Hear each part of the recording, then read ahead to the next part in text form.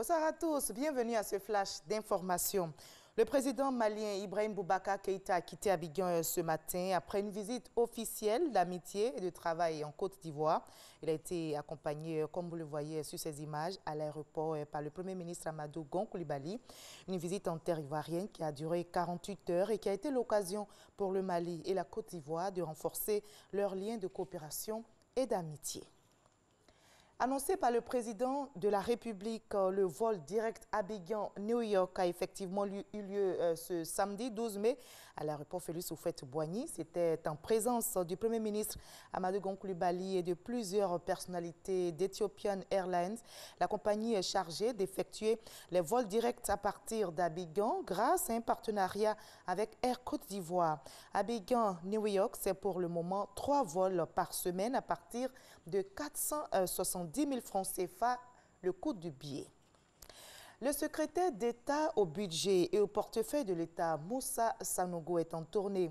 Il a visité hier vendredi le poste douanier de Takikro dans la région d'Agné-Bilokro à la frontière avec le Ghana.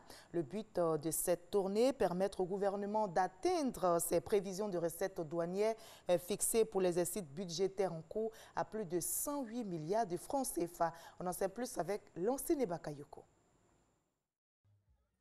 Cette visite du secrétaire d'État au bureau frontière des douanes de Takikro s'inscrit dans la dynamique de mobilisation des services en charge de la collecte des recettes publiques. Le ministre est venu pour constater de visu les conditions de travail de ses collaborateurs. Il l'a fait. Le ministre a promis régler les problèmes qui peuvent être réglés sur le moment.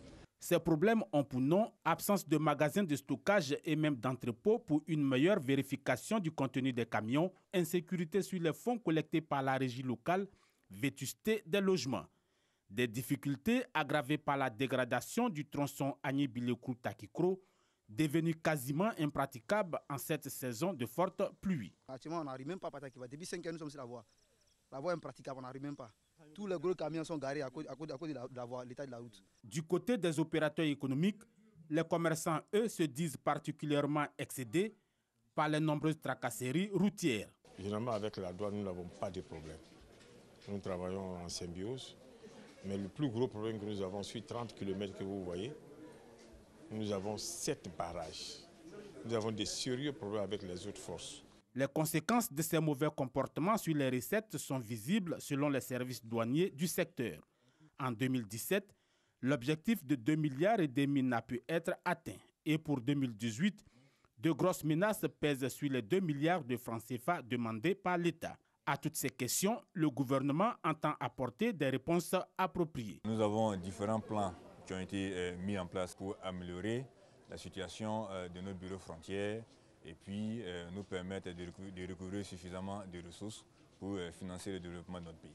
Tout en comptant sur le sens du civisme des populations de Takikro, le secrétaire d'État recommande un renforcement de la coopération avec les services de douane. Voilà, je rappelle, pour l'exercice 2018, les recettes douanières sont fixées à plus de 180 milliards de francs CFA.